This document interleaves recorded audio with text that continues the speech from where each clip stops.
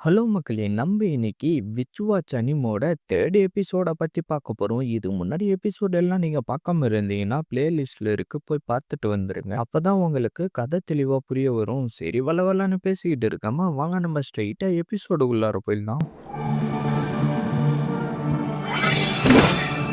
இவங்க தான் நம்ம ஹீரோயினோடைய அம்மா. நீ சிரிக்கிறது எப்பயும் போல ரொம்ப மோசமா இருக்குன்னு சொல்லிட்டு, நம்ம ஹீரோயினுக்கு என்னென்ன பிரச்சனை வரப்போகுதுன்னு தெரிஞ்சுக்கிறதுக்கு, அவங்களுடைய மேஜிக்க பயன்படுத்துவோம். அந்த புக்க ஒரு சில பேஜ் நம்பர் சொல்ல, அத எல்லாத்தையும் எடுத்து வச்சு பார்த்துட்டு, என்ன நாயாலயும், மழையாலயும் என்னுடைய பொண்ணுக்கு ஆபத்து வருமான்னு சொல்லிட்டு இருக்க. அப்படியே சீனா கட் பண்ணா, இந்த சைடு நம்ம ஹீரோவோ டீய போட்டுக்கிட்டு இருக்க. அப்படியே உள்ளுக்குள்ளாரே அவனுடைய மக்கு உடைஞ்சு போனத நினைச்சு ஃபீல் பண்ணிட்டு இருக்கான். ஆனா அதுக்கு பதிலா புதுசா ஒண்ணு கிடைச்சத நினைச்சும் சந்தோஷப்பட்டுக்கிட்டு இருக்கான். நம்ம ஹீரோயின் கரெக்டா வந்து குட் மார்னிங்ன்னு சொல்லிட்டு உள்ளுக்குள்ளாரையே மோயி இப்ப என்ன நினைக்கிறான்னு தெரியல. நான் இந்த அவுட்ஃபிட்லயே வெளியில வந்திருக்கேன். என்னுடைய அழகான தோற்றத்தை பார்த்து அவன் என்ன நினைக்கிறான்னு தெரியலையேன்னு சொல்லிட்டு இருக்கேன். நம்ம ஹீரோ சைலண்டாவே உட்காந்துட்டு இருக்கான். என்னடா இவன் ஒரு ரியாக்ஷனும் கொடுக்க மாட்டான். ஒருவேளை இவன் நம்ம கூட விளையாட ட்ரை பண்ணிட்டு இருக்கானோ?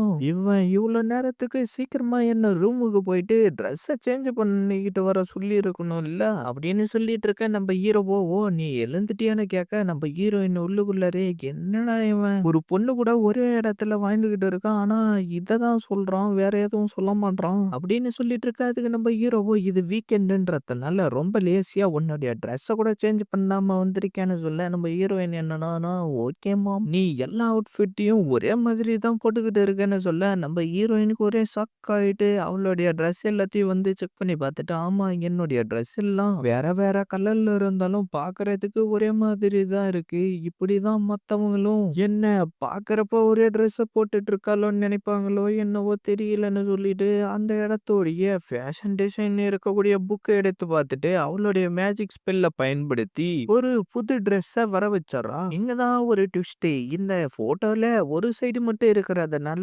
ட்ரெஸ்ஸும் ஒரு சைடு மட்டும் தான் வருமா, அதனால பேக் சைடு நம்ம ஹீரோக்கு தெரியவே கூடாது அப்படின்னு சொல்லிட்டு நம்ம ஹீரோயினும் சைலண்டா வெளியில வரவோ, நம்ம ஹீரோ எதுக்காக நீ இப்படி நடந்து வரேன்னு கேட்க, நான் சைடா நடந்து வர்றதுக்கு பிராக்டிஸ் பண்ணிட்டு இருக்கேன்னு சொல்லிடுறா. ஆனா எதுக்குன்னு நம்ம ஹீரோ யோசிச்சுக்கிட்டு இருக்கிறப்பவே என்னவோ ரெஸ்லிங் மேட்சுக்கு போற மாதிரி ரெடியா நின்னுகிட்டு இருக்க. நம்ம ஹீரோ அதெல்லாம் கண்டுக்காம அங்கிருந்து போகவும், நீ செக்ஸுவல் ஹராஸ்மெண்ட் பண்றேன்னு சொல்ல நம்ம ஹீரோக்கு ஒரே சாக்கு. திரும்ப நம்ம ஹீரோயினும் எங்க நவுற கூடாது, சைலண்டா அங்கே உட்காருன்னு சொல்லிட்டு சைடா நடந்து வந்து நம்ம ஹீரோ முன்னாடி நிக்க, என்ன எதனா என்கிட்ட ஃபுட் ஆர்டர் எடுத்துக்கிட்டு போறதுக்காக வந்திருக்கேன் என்ன என்னடா இப்படி இருக்க, நானே தான் சொல்லி ஆகணுமா, என்னுடைய ட்ரெஸ்ஸை பத்தி தான்டா நான் உன்கிட்ட கேட்க வந்தேன். இது உண்மையிலே அழகா இருக்கு, ஆனா இந்த மாதிரி ட்ரெஸ் எல்லாம் உன்கிட்ட இருக்குதுன்னு எனக்கு தெரியாது, பாதி மட்டும்தான் இருக்கு. ஓ எனக்கு இப்பதான் புரிய வருது, நீ உனக்காக ட்ரெஸ் வாங்குறதுக்கு வெளியில போக விரும்புறியா என்ன? அப்ப சரி வா நம்ம வெளியில போலாம். நீ என்ன முட்டாளா?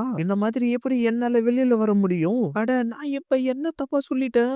அது வந்து நீ பார்க்கணும்னு சொல்லிட்டு தான் இப்படி எல்லாம் பண்ணேன். ஓ அதான் விஷயமா? ஆனா நீ நார்மலா ட்ரெஸ் பண்றது எனக்கு பிடிச்சிருக்கு. உண்மையிலே அந்த கிளாத் எல்லாம் ரொம்ப சாஃப்டாவும் ரொம்ப அழகாவும் இருக்கும் உனக்கு. அப்படி இப்படின்னு பிட்ட போட்டுட்டு இருக்கேன். நான் போய் ட்ரெஸ்ஸை சேஞ்ச் பண்ணிக்கிட்டு வரேன். நம்ம ஹீரோயினை பார்க்க, நம்ம ஹீரோ பின்னாடி பார்த்துட்டு இந்த காலத்துல இந்த மாதிரி ட்ரெஸ் எல்லாம் பாப்புலரா இருக்கான்னு சொல்லிட்டு இருக்க, என்ன பாக்கறான்னு சொல்லிட்டு டஸ்ட்பினை தூக்கி நம்ம ஹீரோ மேலே அடிச்சிடறா. அப்படியே நம்ம ஹீரோயின் வேற ட்ரெஸ் போட்டுக்கிட்டு வரவும், உண்மையிலே இந்த ட்ரெஸ் உனக்கு ரொம்ப அழகா இருக்கு, சொல்ல போனா என்னுடைய ஹார்ட் வேகமா துடிக்க ஆரம்பிச்சிருச்சு. அப்படியா, நான் கூட மோயி ரொம்ப சைலண்ட் ஆனவன் நினைச்சேன். ஆனா அவனுடைய மனசுல என்ன இருக்குன்னு ஆனஸ்டா இப்படி சொல்லிட்டான். இப்ப அவன் மேல இருந்த லவ் ரொம்ப அதிகமாயிடுச்சு.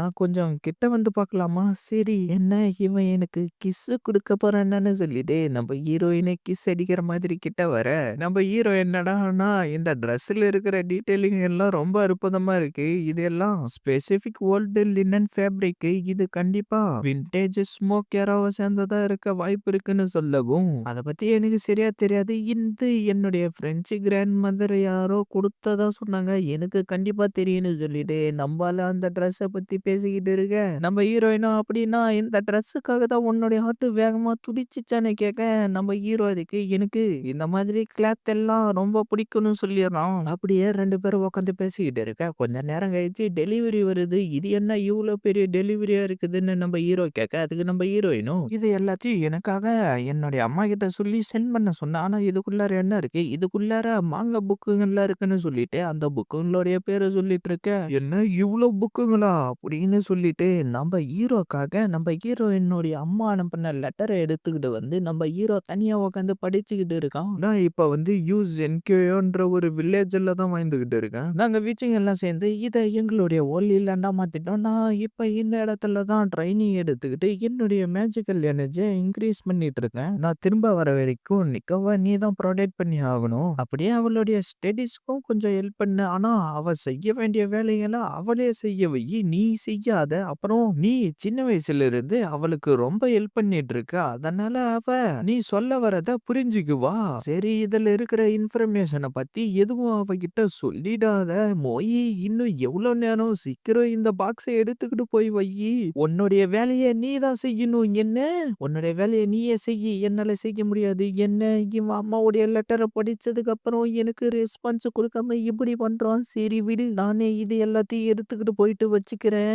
அப்படின்னு சொல்லிட்டு அவளுடைய சூப்பர் லைட் மேஜிக் யூஸ் பண்ணலான்னு பார்க்க நம்ம ஹீரோ அதுக்கு முன்னாடி நடந்த சம்பவத்தை எல்லாத்தையும் சொல்ல, ஆமா நீ சொல்றது சரிதான். அந்த மேஜிக் சக்தி யூஸ் பண்ணா எனக்கு தான் டிராபேக் வரும். ஆனா இந்த மேஜிக் மூலியமா என்னால இத இங்கிருந்து எடுத்துக்கிட்டு போக முடியும்னு சொல்லிட்டு டபுள் இட்ன்னு சொல்லி அவளுடைய மேஜிக்க பயன்படுத்த அவள மாதிரியே இன்னொரு உருவம் வந்துருது. ஆனா என்ன ரொம்ப குள்ளமா இருக்காங்க. சரி வா நம்ம பொருள் எல்லாத்தையும் எடுத்துக்கிட்டு போயிட்டு உள்ளார வைக்கலாம்னு சொல்லிட்டு 2 பேருமா சேர்ந்து அந்த பொருளை எடுத்துக்கிட்டு போக, நம்ம ஹீரோ கடுப்பாயிரான். இதுல என்ன யூஸ் இருக்கு? அதுக்கு நீ ஒரே ஆளா எடுத்துக்கிட்டு போயிருக்கலாம். தேவையில்லாம 2 பேரா மாதிரி எடுத்துக்கிட்டு போறேன்னு திட்டிக்கிட்டு இருக்க. நம்ம ஹீரோயினுக்கு ஒண்ணுமே புரியல. மேஜிக் ரொம்ப யூஸ்ஃபுல்லா தான் இருக்குன்னு சொல்லிட்டு, அப்படியே பாக்ஸ எடுத்துக்கிட்டு வந்து உள்ளார வச்சுட்டு, நம்ம 2 பேரா இருக்கிறப்பவே இவ்ளோ ஈஸியா இருக்குன்னா, இன்னும் 2 பேர வர வச்சா இன்னும் எவ்ளோ ஈஸியா இருக்குன்னு சொல்லிட்டு, திரும்ப மேஜிக்க பயன்படுத்தி 4 பேரா மாறிடுறாங்க. எதுக்காக நீ இப்படி எல்லாம் பண்ணிட்டு இருக்க? இன்னும் நீ எத்தன பேரா பிரிஞ்சாலும் சரி, அதால எந்த ஒரு யூஸும் கிடையாது. நீ திரும்ப பழையபடியா மாறிடுன்னு நம்ம ஹீரோ கத்திக்கிட்டு இருக்கா. அது எல்லாத்தையும் கண்டுக்காம 4 பேருமா சேர்ந்து அந்த பாக்ஸ எடுத்துக்கிட்டு வந்து உள்ளார வச்சுட்டு இருக்காங்க. நம்ம ஹீரோ வேற வழி இல்லாம நானே எல்லாத்தையும் எடுத்துக்கிட்டு வந்து வைக்கிறேன்னு சொல்லிட்டு எல்லாத்தையும் எடுத்துக்கிட்டு வந்து வச்சாராம். ஒரு வழியா நம்ம எல்லாத்தையும் முடிச்சிட்டோம் அப்படின்னு பேசிக்கிட்டு இருக்க. அதுங்க நம்ம ஹீரோவோ அதான் எல்லா வேலையும் முடிஞ்சிருச்சுல்ல. திரும்ப நீ பழையபடியே ஒரே ஆளா மாறுன்னு சொல்லிட்டு இருக்க. இன்னும் கொஞ்ச நேரத்துக்கு நாங்க இப்படியே இருக்கோம்னு சொல்லவும் நம்ம ஹீரோ சரி ஓகே ஆனா இந்த கேட்ட தாண்டி வெளியில போயிடாத. அடடா நான் ஒரு விஷயத்த மறந்தே போயிட்டேன். இன்னும் அவங்க அம்மா அனுப்புன லெட்டர நான் முழுசா படிக்கவே இல்ல.